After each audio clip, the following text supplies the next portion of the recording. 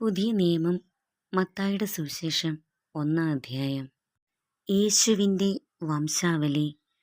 അബ്രാഹത്തിൻ്റെ പുത്രനായ ദാവീദിൻ്റെ പുത്രൻ യേശുക്രിസ്തുവിൻ്റെ വംശാവലി ഗ്രന്ഥം.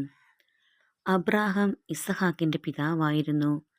ഇസഹാക്ക് യാക്കോബിൻ്റെയും, യാക്കോബ് യൂദായുടെയും സഹോദരന്മാരുടെ പിതാവായിരുന്നു.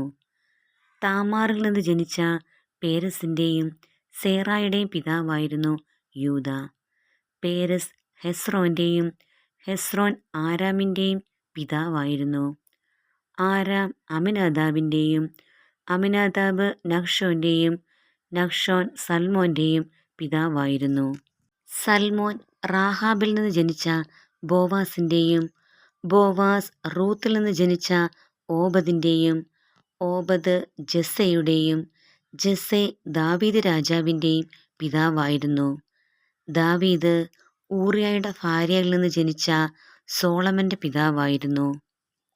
സോളമൻ റഹോബോവാമിൻ്റെയും, റഹാബോവാം അബിയായുടെയും, അബിയ ആസായുടെയും പിതാവായിരുന്നു.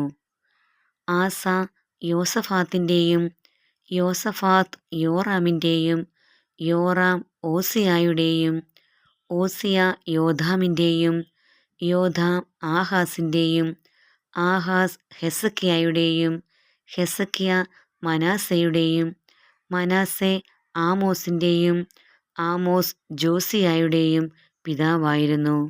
ബാബിലോൺ പ്രവാസകാലത്തു ജനിച്ച യാക്കോണിയായുടെയും സഹോദരന്മാരുടെയും പിതാവായിരുന്നു Josiah.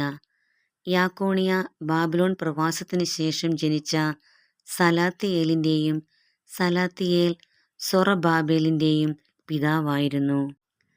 സൊറബാബേൽ അബിയൂദിൻ്റെയും, അബിയൂദ് എലിയാക്കിമിൻ്റെയും, എലിയാക്കീം ആസോറിൻ്റെയും, Azor സാദോക്കിൻ്റെയും, Zadok അക്കീമിൻ്റെയും, Achim എലിയൂദിൻ്റെയും, എലിയൂദ് എലയാസറിൻ്റെയും, Eleazar മഥാൻ്റെയും, മഥാൻ യാക്കോബിൻ്റെയും പിതാവായിരുന്നു.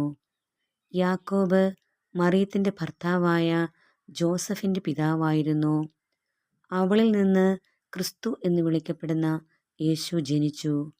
ഇങ്ങനെ അബ്രാഹാം മുതൽ ദാവീദ് വരെ 14, ദാവീദ് മുതൽ ബാബിലോൺ പ്രവാസം വരെ 14, ബാബിലോൺ പ്രവാസം മുതൽ ക്രിസ്തു വരെ 14 തലമുറകളാണ് ആകെയുള്ളത്. യേശുവിൻ്റെ ജനനം. യേശുക്രിസ്തുവിൻ്റെ ജനനം ഇപ്രകാരമായിരുന്നു. അവൻ്റെ മാതാവായ മറിയവും ജോസഫും തമ്മിലുള്ള വിവാഹ നിശ്ചയം കഴിഞ്ഞിരിക്കെ അവർ സഹവസിക്കുന്നതിന് മുമ്പ് അവൾ പരിശുദ്ധാത്മാവിനാൽ ഗർഭിണിയായി കാണപ്പെട്ടു. അവളുടെ ഭർത്താവായ ജോസഫ് നീതിമാനാകയാലും അവളെ അപമാനിതയാക്കാൻ ഇഷ്ടപ്പെടായ്കയാലും അവളെ രഹസ്യമായി ഉപേക്ഷിക്കാൻ തീരുമാനിച്ചു. അവൻ ഇതേക്കുറിച്ച് ആലോചിച്ചു കൊണ്ടിരിക്കെ കർത്താവിൻ്റെ ദൂതൻ സ്വപ്നത്തിൽ പ്രത്യക്ഷപ്പെട്ട് അവനോട് പറഞ്ഞു, ദാവീദിൻ്റെ പുത്രനായ ജോസഫ്, മറിയത്തെ ഭാര്യയായി സ്വീകരിക്കാൻ ശങ്കിക്കേണ്ട. അവൾ ഗർഭം ധരിച്ചിരിക്കുന്നത് പരിശുദ്ധാത്മാവിൽ നിന്നാണ്. അവൾ ഒരു പുത്രനെ പ്രസവിക്കും. നീ അവന് യേശു എന്നു പേരിടണം. എന്തെന്നാൽ അവൻ തൻ്റെ ജനത്തെ അവരുടെ പാപങ്ങളിൽ നിന്ന് മോചിപ്പിക്കും. കന്യക ഗർഭം ധരിച്ച് ഒരു പുത്രനെ പ്രസവിക്കും.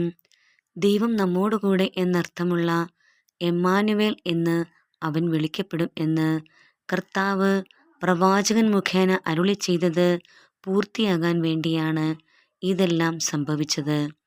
ജോസഫ് നിദ്രയിൽ നിന്ന് ഉണർന്ന് കർത്താവിൻ്റെ ദൂതൻ കൽപ്പിച്ചതുപോലെ പ്രവർത്തിച്ചു.